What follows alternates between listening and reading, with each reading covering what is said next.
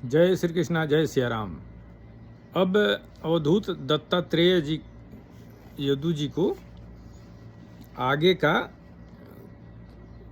कूरर से लेकर भृंगी तक 7 गुरुओं की कथा सुनाएंगे। दत्तात्रेय जी कहते हैं, राजन, मनुष्यों को जो वस्तुएं अत्यंत प्रिय लगती हैं उन्हें इकट्ठा करना ही उनके दुख का कारण है। जो बुद्धिमान पुरुष यह बात समझकर अकिंचन भाव से रहता है, शरीर की तो बात ही अलग, मन से भी किसी वस्तु का संग्रह नहीं करता, उसे अनंत सुख स्वरूप परमात्मा की प्राप्ति होती है। एक कूरर पक्षी अपनी चोंच में मांस का टुकड़ा लिए हुए था। उस समय दूसरे बलवान पक्षी जिनके पास मांस नहीं था, उससे छीनने के लिए उसे घेर कर चोंचे मारने लगे। जब कूरर पक्षी ने अपनी चोंच से मांस का टुकड़ा फेंक दिया, तभी उसे सुख मिला। मुझे मान या अपमान का कोई ध्यान नहीं है और घर एवं परिवार वालों को जो चिंता होती वो मुझे नहीं है। मैं अपने आत्मा में ही रमता हूँ और अपने साथ ही क्रीड़ा करता हूँ। यह शिक्षा मैंने बालक से ली है, अतः उसी के समान मैं भी मौज से रहता हूँ। फिर कह रहे हैं,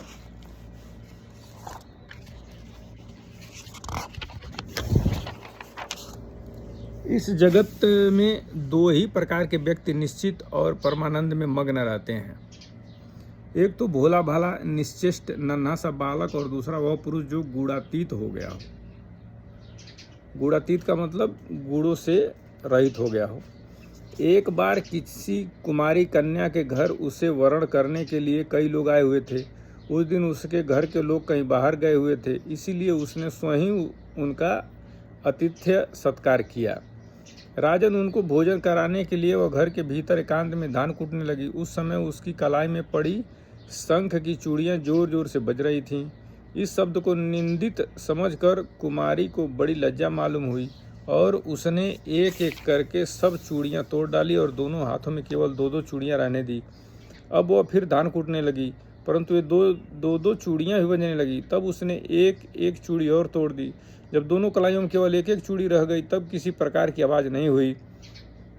रिपु दमन उस समय लोगों का आचार विचार निरखने परखने के लिए इधर उधर घूमता घामता मैं भी वहाँ पहुँच गया था। मैंने उससे यह शिक्षा ग्रहण की कि जब बहुत लोग एक साथ रहते हैं तब कलह होता है, और 2 आदमी साथ रहते हैं तब भी बातचीत तो होती ही है। इसलिए कुमारी कन्या की चूड़ी के समान अकेले ही विचरना चाहिए। राजन, मैंने बाण बनाने वाले से यह सीखा है कि आसन और श्वास को जीतकर वैराग्य और अभ्यास के द्वारा अपने मन को वश में कर लें और फिर बड़ी सावधानी के साथ उसे एक लक्ष्य में लगा दें। जब परमानंद स्वरूप परमात्मा में मन स्थिर हो जाता है, तब वह धीरे धीरे कर्म वासनाओं की धूल को धो बहाता है। सत्वगुण की वृद्धि से रजोगुण की और तमोगुण की वृत्तियों का त्याग करके मन वैसे ही शांत हो जाता है जैसे ईंधन के बिना अग्नि। इस प्रकार जिसका चित्त अपने आत्मा में ही स्थिर निरुद्ध हो जाता है, उसे बाहर भीतर कहीं किसी पदार्थ का भान नहीं होता। मैंने देखा था कि एक बाण बनाने वाला कारीगर बाण बनाने में इतना तन्मय हो रहा था कि उसके पास से ही दल बल के साथ राजा की सवारी निकल गई और उसे पता तक न चला। राजन, मैंने सांप से यह शिक्षा ग्रहण की है कि सन्यासी को सर्प की भांति अकेले ही विचरण करना चाहिए। उसे मंडली नहीं बांधनी चाहिए, मठ तो बनाना ही नहीं चाहिए। वह एक स्थान में न रहे, प्रमाद न करे, गुहा आदि में पड़ा रहे, बाहरी आचारों से पहचाना न जाए, किसी से सहायता न ले और बहुत कम बोले। इसी अनित्य शरीर के लिए घर बनाने के बखेड़े में पड़ना व्यर्थ और दुख की जड़ है। सांप दूसरों के बनाए घर में घुसकर बड़े आराम से अपना समय काटता है। अब मकड़ी से ली हुई शिक्षा सुनो। सबके प्रकाशक और अंतर्यामी सर्वशक्तिमान भगवान ने पूर्व कल्प में बिना किसी अन्य सहायक के अपनी ही माया से रचे हुए जगत को कल्प के अंत में प्रलय का उपस्थिति होने पर काल शक्ति के द्वारा नष्ट कर दिया। उसे अपने में लीन कर लिया और सजाति विजाति तथा स्वगत भेद से शून्य अकेले ही शेष रह गए। वे सबके अधिष्ठान हैं, सबके आश्रय हैं, परंतु स्वयं अपने आश्रय अपने ही आधार से रहते हैं। उनका कोई दूसरा आधार नहीं है। वे प्रकृति और पुरुष दोनों के नियामक कार्य और कारणात्मक जगत के आदि कारण परमात्मा अपनी शक्ति काल के प्रभाव से सत्व रज आदि समस्त शक्तियों को सम्यावस्था में पहुंचा देते हैं और स्वयं वैकल्य रूप से एक और स्वयं कैवल्य रूप से एक और अद्वितीय रूप से विराजमान रहते हैं। वे केवल अनुभव स्वरूप और आनंद घन मात्र हैं। किसी भी प्रकार की उपाधि का मन से संबंध नहीं है। वे ही प्रभु केवल अपनी शक्ति काल के द्वारा अपनी त्रिगुणमयी माया को शुद्ध करके और उससे पहले क्रिया शक्ति प्रधान सूत्र महतत्व की रचना करते हैं। यह सूत्र रूप महतत्व ही तीनों गुणों की पहली अभिव्यक्ति है।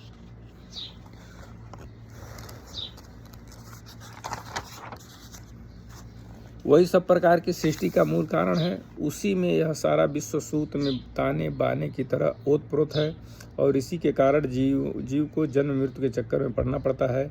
जैसे मकड़ी अपने हृदय से मुंह के द्वारा जाला फैलाती है, उसी में विहार करती है और फिर उसे निगल जाती है, वैसे ही परमेश्वर भी इस जगत को अपने में उत्पन्न करते हैं, उसमें जीव रूप से विहार करते हैं और फिर उसे अपने में लीन कर लेते हैं।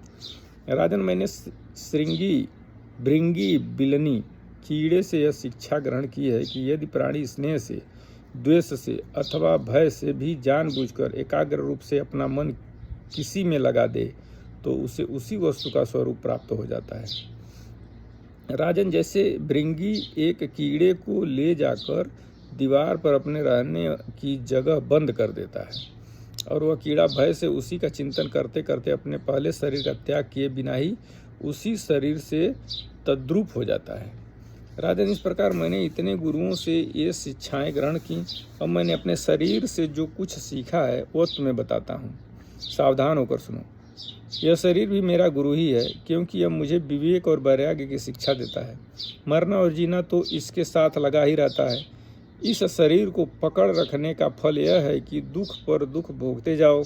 यद्यपि शरीर से तत्व विचार करने में सहायक मिलती है, तथापि मैं इसे अपना कभी नहीं समझता। सर्वदा यही निश्चय रखता हूँ कि एक दिन इसे सियार कुत्ते खा जाएंगे, इसलिए मैं इससे असंग होकर विचरता हूँ।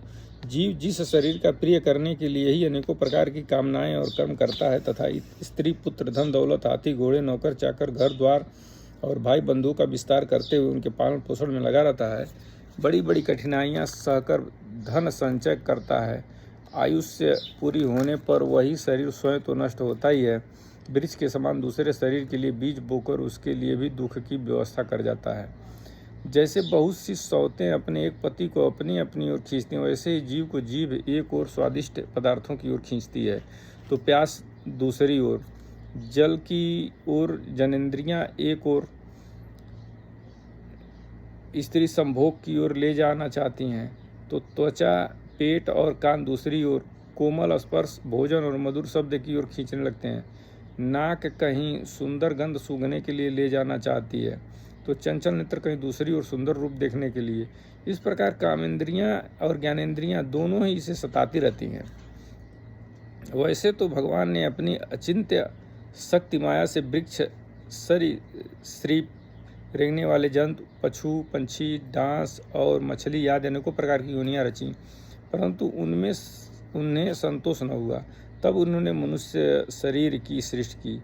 यह ऐसी बुद्धि से युक्त है जो ब्रह्म का साक्षात्कार कर सकती है। इसकी रचना करके वे बहुत आनंदित हुए। यद्यपि यह मनुष्य शरीर है तो अनित्य ही मृत्यु सदा इसके पीछे लगी रहती है, परंतु इससे परम पुरुषार्थ की प्राप्ति हो सकती है। इससे अनेक जन्मों के बाद यह अत्यंत दुर्लभ मनुष्य शरीर पाकर बुद्धिमान पुरुष को चाहिए कि वे शीघ्र से शीघ्र मृत्यु के पहले ही मोक्ष प्राप्ति का प्रयत्न कर ले। इस जीवन का मुख्य उद्देश्य मोक्ष ही है। विषय भोग तो सभी योनियों में प्राप्त हो सकते हैं, इसलिए उनके संग्रह में अमूल्य जीवन नहीं खोना चाहिए। राजन, यही सब सोच विचार कर मुझे जगत से वैराग्य हो गया। मेरे हृदय में ज्ञान विज्ञान की ज्योति जगमगाती रहती है। न तो कहीं मेरी आसक्ति है और न कहीं अहंकार ही। अब मैं स्वच्छंद रूप से पृथ्वी में विचरण करता हूँ। राजन, अकेले गुरु से ही यथेष्ट और सुदृढ़ बोध नहीं होता, उसके लिए अपनी बुद्धि से भी बहुत कुछ सोचने समझने की आवश्यकता है। दत्तात्रेय जी कह रहे हैं कि अकेले गुरु से ही सुदृढ़ बोध नहीं होता, यानी बढ़िया से समझ नहीं हो पाएगा, अपने मन से भी अपने बुद्धि से भी कुछ समझना पड़ेगा। ऋषियों ने एक ही अद्वितीय ब्रह्म का अनेकों प्रकार से गान किया है। यदि तुम स्वयं विचार कर निर्णय न करोगे तो ब्रह्म के वास्तविक स्वरूप को कैसे जान सकोगे। यानी ऋषियों ने भगवान का कई तरह से परिभाषित किया भगवान को कि कैसे उनको पाना है, तो अपना बुद्धि भी लगाना ही पड़ेगा। भगवान श्री कृष्ण ने कहा, प्यारे उद्धव, गंभीर बुद्धि अवधूत दत्तात्रेय ने राजा यदु को इस प्रकार उपदेश किया। यदु ने उनके पूजा और वंदना की। दत्तात्रेय जी उनसे अनुमति लेकर बड़ी प्रसन्नता से इच्छा अनुसार पधार गए। हमारे पूर्वजों के भी पूर्वज राजा यदु अवधूत दत्तात्रेय की यह बात सुनकर समस्त आसक्तियों से छुटकारा पा गए और समदर्शी हो गए। इसी प्रकार तुम्हें भी समस्त आसक्तियों का परित्याग करके समदर्शी हो जाना चाहिए। भगवान कह रहे हैं जैसे हमारे पूर्वजों के पूर्वज यदु समदर्शी हो गए, वैसे हे उद्धव तुम भी समदर्शी हो जाओ। जय श्री कृष्णा, जय सिया राम।